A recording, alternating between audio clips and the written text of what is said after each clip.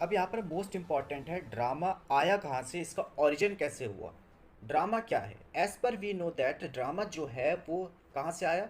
Greek word से आया, ठीक है। वहाँ से आया, उसे हम ग्रीक वर्ड में ड्रामा को कहते थे डिड और एक्ट। इसका मतलब होता है एक्शन, ठीक है, यानी कुछ करना या कुछ कार्य करना। कुछ कार्य करना भी हम कह सकते हैं, जो ड्राइव्ड हुआ किस फॉर्म में? आई डू और टू डू के फॉर्म में। अब देखो क्या हुआ यहाँ पर, यानी मैं अगर आसान शब्दों में कहूँ, आप अगर एक मूवी देख रहे हैं उसमें ड्रामा चल रहा है, वो बंदा क्या कर रहा है, यानी जो एक्टर है वो क्या कर रहा है, वो एक्शन कर रहा है, ठीक है। यानी आपको कुछ समझा रहा है या आप उससे कुछ समझ रहे हैं, तो उसी चीज़ को, जो कार्य वहाँ पर हो रहा है, उसी चीज़ को क्या कहते हैं? एक्ट कहते हैं। तो क्या हो गया, वो आई डू और टू डू के फॉर्म में हो गया। अब यहाँ पर क्या हुआ, यूरोपियन और इंग्लिश में जो ड्रामा जो है शेक्सपियर के बाद ही क्रिएट हुआ।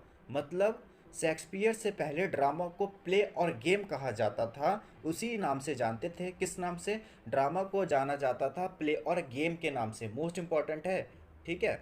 फिर जब शेक्सपियर आए तो उसके बाद प्ले और गेम को ड्रामा के नाम से जाना गया।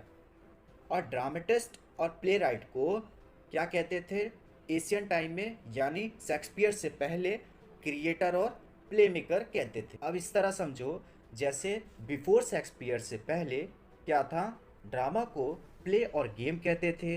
ड्रामेटिस्ट और प्ले राइट को क्या कहते थे? क्रिएटर और प्ले मेकर कहते थे। बिफोर शेक्सपियर से एक चीज़ और है, थिएटर जो था इसे क्या कहते थे? प्ले हाउस और गेम हाउस के नाम से जानते थे। शेक्सपियर के आने के बाद ये सब चेंज हुआ, ठीक है।